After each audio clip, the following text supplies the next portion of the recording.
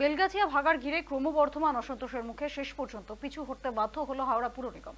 স্থানীয় বাসিন্দাদের প্রবল বিরোধিতা এবং লাগাতার বিক্ষোভের ফলে প্রশাসনের সাময়িকভাবে ভাগাড় ব্যবস্থাপনা পরিকল্পনায় পরিবর্তন আনতে বাধ্য হয়েছে।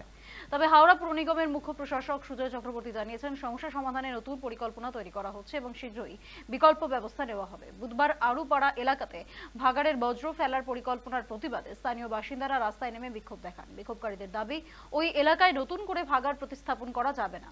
এরপরই হাওড়া পুর নিগমের মুখ্য প্রশাসক সুজয় চক্রবর্তী জানিয়েছেন, স্থানীয়দের মতামতকে গুরুত্ব দেওয়া হচ্ছে। নতুন পরিকল্পনার আওতায় ভাগাড়ের বজ্র ব্যবস্থাপনার বিকল্প উপায় খোঁজা হচ্ছে। কলকাতা পুলিশ এবং অন্যান্য সংস্থার সঙ্গে সমন্বয় রেখে সমস্যার সমাধান করা হবে। তিনি আরো বলেন, প্রাথমিকভাবে বর্জ্য অপসারণের জন্য নির্ধারিত জায়গাগুলোর ওপর আরো সমীক্ষা চালানো হবে।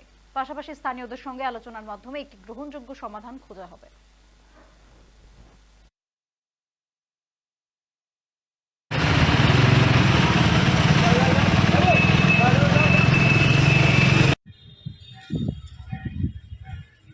সবুজায়ন আমরা সব জায়গাতে সবুজায়ন বাঁচাবার জন্য চেষ্টা করি। আমরা আজকে সবুজায়নকে নষ্ট করে ভাগাড় করতে দিতে পারি না। যেখানে সব থেকে বড় ব্যাপার, একটা ফুটবল কোচিং ক্যাম্প আছে আমাদের, যেখানে বাচ্চারা করে, যেখানে ফুটবল খেলে, বয়স্করা যাদের হাঁপানির সমস্যা আছে তারা সকালবেলা আসে ওই চিলড্রেন পার্কে। আজকে হিন্দু ইউনিভার্সিটি, এখানে স্কুল, বাচ্চারা সমস্ত আছে।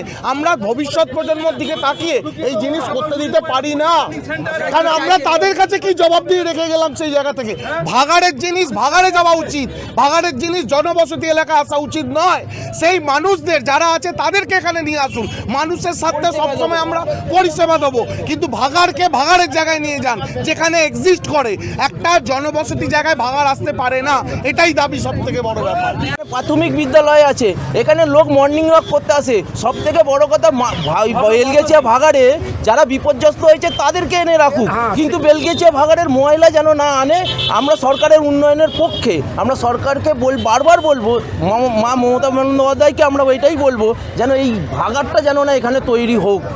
এখানকার মানুষ সবুজায়নে থাকতে ভালোবাসে, আর এখানকার মানুষ ভাগাড় দেখে বাড়ি করেনি, কিন্তু ওখানকার মানুষ ভাগাড় দেখে বসবাস করেছিল। এইখানকার মানুষ কিন্তু ভাগাড় দেখে জায়গা জমি কিনে বাড়ি করেনি বা ছেলে মেয়েকে স্কুলে ভর্তি করেনি। এই রাস্তায় এখানে ভ্যাটগুলো এমনি পরিষ্কার হয় না, কর্পোরেশন ফেলিওর আছে। সে জায়গায় আবার নতুন করে কি করে হয়, কি এখানে কাউন্সিলর ইলেকশন হচ্ছে না, তারপরে কি করে এখানে আবার নতুন করে ভাগাড়টাকে সৃষ্টি করছে। পুর নগরোন্নয়ন দপ্তরের মাননীয় মন্ত্রী চিরাগ হোসেন সাহেবের পৌরোহিত্যে একটা মিটিং হয়েছিল গতকাল। যে মিটিংয়ে একটা সিদ্ধান্ত হয়েছিল যে টেম্পোরারি কোথাও আমরা একটা এখানে ডাম্প করা হবে গার্বেজ, এবং সেটা 1 মাসের মধ্যে আমরা পার্মানেন্টলি, আমরা কলকাতার সাথে কথা হয়েছিল কেএমসি এবং বৈদ্যবাটি কিছু আমরা ওয়েস্ট আমাদের পাঠানো হবে, এইভাবে একটা প্ল্যানিং হয়েছিল। এবং এটা একটা সাময়িক করা হয়েছিল যে ওই আড়ুপাড়া যেখানে আমরা ডাম্প করার কথা হয়েছিল, কিন্তু ওখানকার সাধারণ মানুষের, যেহেতু ওখানে ওই জায়গাতে ফেলার ব্যাপারে একটা তাদের আপত্তি আছে, এবং এই যে পরিকল্পনা আমাদের যখন করা হয় ওখানে আমরা সকলকে ইনভলভ করেই এই পরিকল্পনা করা হয়েছে।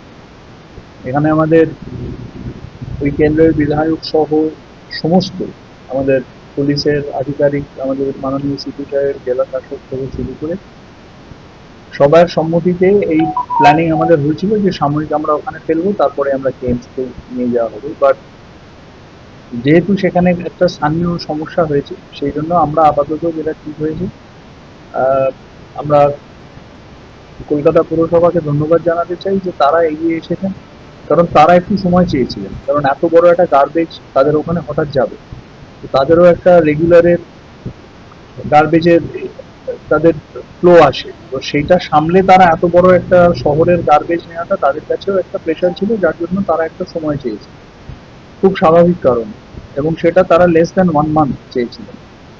তো আমাদের মাননীয় মন্ত্রী